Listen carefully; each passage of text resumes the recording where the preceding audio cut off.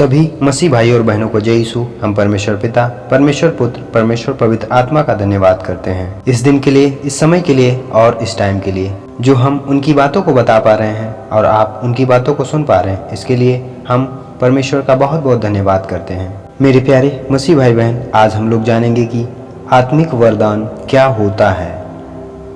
हे भाइयों, मैं नहीं चाहता कि तुम आत्मिक वरदानों के विषय में अज्ञात रहो।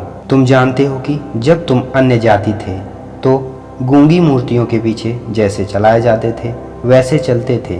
इसलिए मैं तुम्हें चुनौती देता हूँ कि जो कोई परमेश्वर की आत्मा की अगुवाई से बोलता है वह नहीं कहता कि यीशु श्रापित है, और ना कोई पवित्र आत्मा के बिना कह सकता है कि यीशु प्रभु है।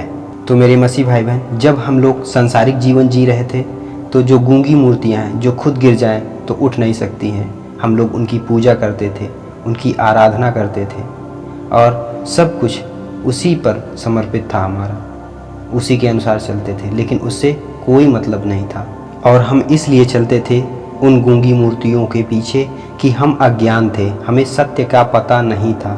क्या सत्य है, हमें किस मार्ग पे चलना चाहिए, ये हमें बिल्कुल नहीं पता था। लेकिन आज हम लोगों ने जान लिया है कि सत्य क्या है और हमें किस रास्ते पर चलना है।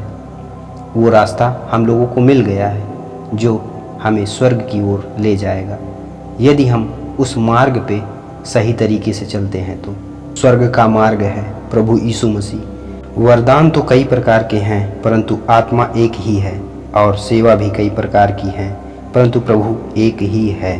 और प्रभावशाली कार्य कई प्रकार के हैं, परंतु परमेश्वर एक ही है जो सब में हर प्रकार का प्रभाव उत्पन्न करता है। किंतु सबको लाभ पहुंचाने के लिए हर एक को आत्मा का प्रकाश दिया जाता है, क्योंकि एक को आत्मा के द्वारा बुद्धि की बातें दी जाती हैं और दूसरे को उसी आत्मा के अनुसार ज्ञान की बातें, और किसी को उसी आत्मा से विश्वास, और किसी को उसी एक आत्मा से चंगा करने का वरदान दिया जाता है। फिर किसी को सामर्थ्य के काम करने की शक्ति, और किसी को भविष्यवाणी की, और किसी को आत्माओं की परख, और किसी को अनेक प्रकार की भाषा, और किसी को भाषाओं का अर्थ बताना। परंतु ये सब प्रभावशाली कार्य वही एक आत्मा करवाता है, और जिसे जो चाहता है वह बांट देता है। क्योंकि जिस प्रकार देह तो एक है और उसके अंग बहुत से हैं, और उस एक देह के सब अंग बहुत होने पर भी सब मिलकर एक ही देह हैं, उसी प्रकार मसीह भी है। क्योंकि हम सब ये, क्या यहूदी हो, क्या यूनानी, क्या दास, क्या स्वतंत्र, एक ही आत्मा के द्वारा एक देह होने के लिए बपतिस्मा लिया, और हम सबको एक ही आत्मा पिलाया गया। इसलिए कि देह में एक ही अंग नहीं परंतु बहुत से अंग हैं। यदि पाँव कहे कि मैं हाथ नहीं इसलिए देह का नहीं, तो क्या वह इस कारण देह का नहीं? और यदि कान कहे कि मैं आँख नहीं इसलिए देह का नहीं, तो क्या वह इस कारण देह का नहीं? यदि सारी देह आँख होती तो सुनना कहाँ से होता?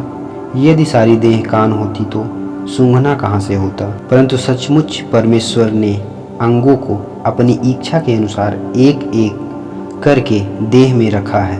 यदि वे सब एक ही होते तो देह कहाँ होती? परंतु अब अंग तो बहुत से हैं, परंतु देह एक ही है।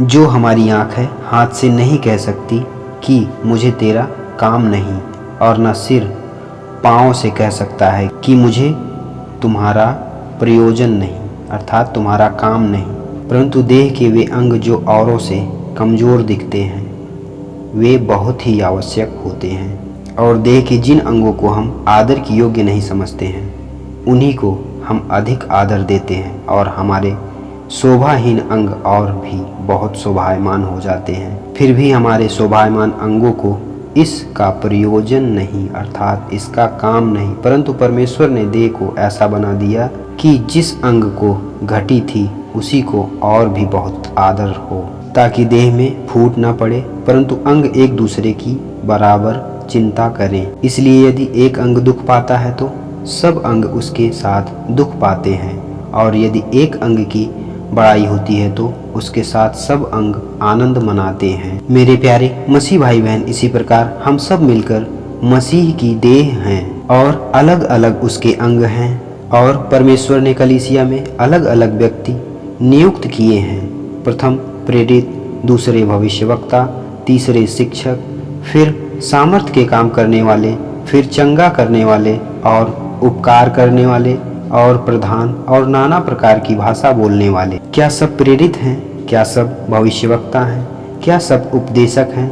क्या सब सामर्थ्य के काम करने वाले हैं? क्या सबको चंगा करने का वरदान मिला है? क्या सब नाना प्रकार की भाषा बोलते हैं? क्या सब अनुवाद करते हैं? तुम बड़े से बड़े वरदानों की धुन में रहो, परंतु मैं तुम्हें और भी सबसे उत्तम मार्ग बताता हूँ। सबको अलग अलग वरदान दिया गया है, और वो कौन दिया है? हमारा परम पिता परमेश्वर प्रभु यीशु मसीह। सबको अनेक अनेक वरदान मिले हैं। हम ये नहीं सोचें कि हमारे पास अन्य भाषा बोलने का वरदान नहीं है, भविष्यवाणी करने का वरदान नहीं है।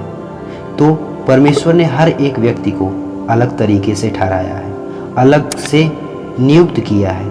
तो हम सबको भी ऐसा ही करेगा, हम सबको भी जरूर कोई ना कोई ऐसा वरदान देगा। ऐसा जरूरी नहीं है कि सबको एक ही प्रकार का वरदान प्राप्त हो। यदि हमारे पास भविष्यवाणी करने का वरदान नहीं है या अन्य भाषा बोलने का वरदान नहीं है, तो हम ये सोचकर बिल्कुल ना दुखित हों, बिल्कुल ना चिंतित हों। परमेश्वर हम सबको और भी उत्तम मार्ग दिखाएगा, सबसे अच्छा मार्ग, सबसे ऊंचा मार्ग दिखाएगा। तो बस आज के लिए बस इतना ही। सभी मसीह भाई और बहनों को जय यीशु। हम परमेश्वर पिता, परमेश्वर पुत्र, परमेश्वर पवित्र आत्मा का धन्यवाद करते हैं इस दिन के लिए, इस समय के लिए और इस टाइम के लिए।